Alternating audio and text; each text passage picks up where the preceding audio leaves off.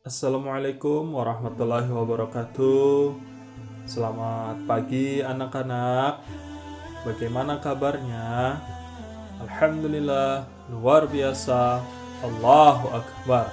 Mantap. Baik, anak-anak.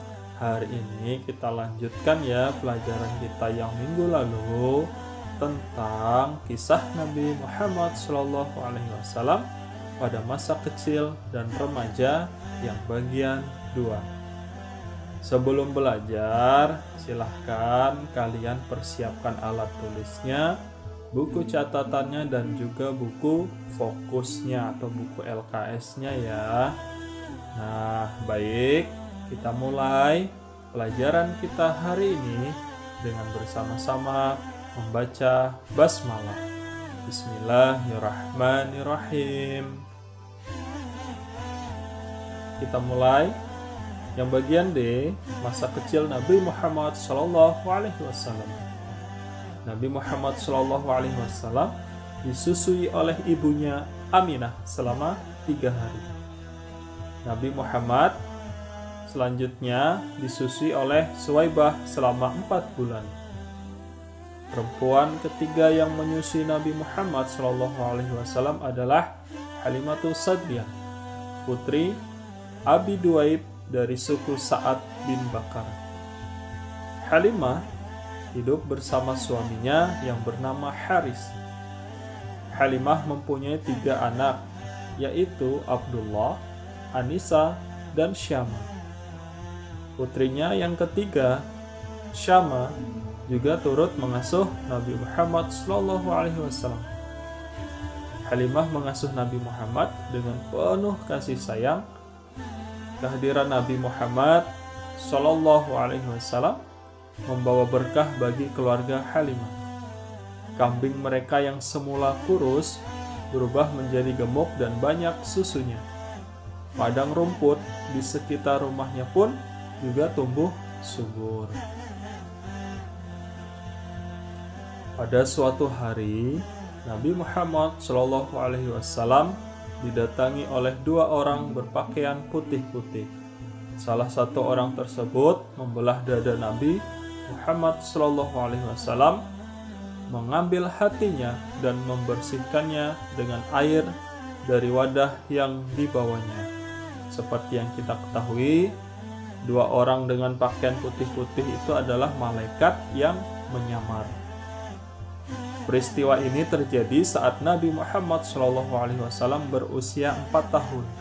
Sejak peristiwa itu, Halimah merasa ketakutan dan mengembalikannya beliau kepada ibunya. Pada usia 6 tahun, Nabi Muhammad SAW diajak berziarah ke makam ayahnya di kota Yasrib atau Madinah.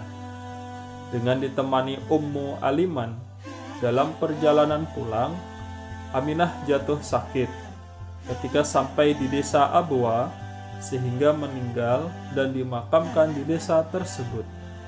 Nabi Muhammad kemudian diasuh oleh kakeknya yang bernama Abdul Muthalib. Ketika Nabi Muhammad SAW berusia 8 tahun, kakeknya meninggal dunia. Sepeninggal kakeknya, Nabi Muhammad SAW diasuh oleh pamannya yang bernama Abu Thalib. Abu Thalib merupakan seorang peternak domba dan pedagang. Pada usia 12 tahun, Nabi Muhammad SAW pertama kali diajak oleh pamannya berdagang ke negeri Syam. Negeri Syam terkenal makmur dan negerinya subur. Dalam perjalanan menuju negeri Syam, Nabi Muhammad SAW dan Abu Thalib bertemu seorang pendeta yang bernama Buhairah. Buhairah mengatakan tentang tanda-tanda kenabian yang terdapat pada diri Nabi Muhammad SAW, bahwa Nabi Muhammad adalah calon Nabi akhir zaman. Tanda-tanda kenabian itu dijelaskan dalam kitab Taurat dan Injil. Buhairah menyarankan agar Abu Thalib menjaga Nabi Muhammad SAW dengan baik dan hati-hati. Buhairah juga menyarankan agar Abu Thalib kembali ke Mekah.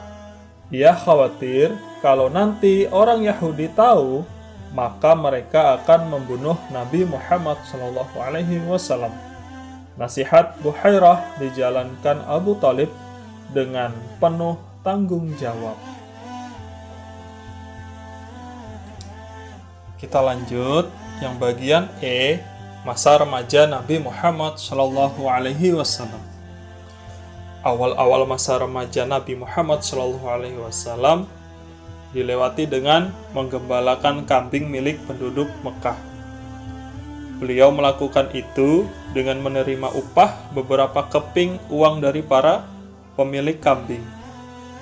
Nabi Muhammad SAW menggunakan saat menggembala kambing sebagai kesempatan untuk menyendiri dan menghindar dari hiruk-pikuk kota Mekah, sekaligus merenung tentang kebenaran. Nabi Muhammad SAW membenci tata cara ibadah orang kafir Quraisy dengan cara menyembah berhala. Beliau tidak suka melihat masyarakatnya tenggelam dalam kemaksiatan dan keterpurukan moral. Saat Nabi Muhammad SAW berusia 20 tahun, di kota Mekah terjadi Perang Fijar. Disebut Perang Fijar karena merupakan pelanggaran terhadap kesucian tanah haram dan bulan-bulan haram. Perang Fijar bermula dari peristiwa pembunuhan yang dilakukan oleh Barat bin Qais dari kabilah Kinanah kepada Urwa Ar-Rahal bin Utbah dari kabilah Hawazin. Peristiwa itu terjadi pada bulan suci yang sebenarnya dilarang untuk berperang. Pada mulanya, seorang pedagang bernama Nu'man bin Mundir mengirimkan sebuah kafilah dari Hira ke Ukaz, tidak jauh dari Arafat. Barat menginginkan kafilah itu berada di bawah pengawasan kabilah Kinanah. Akan tetapi, Urwa mengiringi kafilah dagangnya, menginginkan untuk mengiringi kafilah itu. Namun, Numan pun memilih Urwa. Hal ini membuat Barat jengkel dan marah. Barat kemudian mengikuti Urwa dari belakang, lalu membunuhnya dan mengambil kafilah itu. Peristiwa itu kemudian menyulut perperangan antara kabilah Kinanah dan Hawazin. Peperangan tersebut terjadi di pasar Ukaz, dikenal dengan Perang Fijar. Nabi Muhammad SAW ikut terlibat dalam perang tersebut dengan membantu pamannya menyediakan anak panah. Pada bulan Muharram, beberapa Bani Quraisy bin Abdul Uzza, Zuhrah bin Kilab, serta Taim bin Murrah berkumpul di rumah Abdullah bin Jud'an. Mereka berunding membuat beberapa kesepakatan untuk mengakhiri perang. Di antaranya, tidak boleh ada seorang pun dari penduduk Mekah yang dianiaya. Baik, anak-anak, untuk muhimmah hari ini, jawablah pertanyaan-pertanyaan di bawah ini dengan uraian yang jelas dan benar ya. Yang pertama, bagaimana akhlak Nabi Muhammad SAW pada saat kecil? Yang kedua, apa julukan yang diberikan penduduk Mekah kepada Nabi Muhammad SAW dan jelaskan alasannya. Yang ketiga, apa peran Nabi Muhammad SAW dalam Perang Fijar? Nah, silahkan dikerjakan di buku tulisnya ya, dan dikumpulkan minggu depan.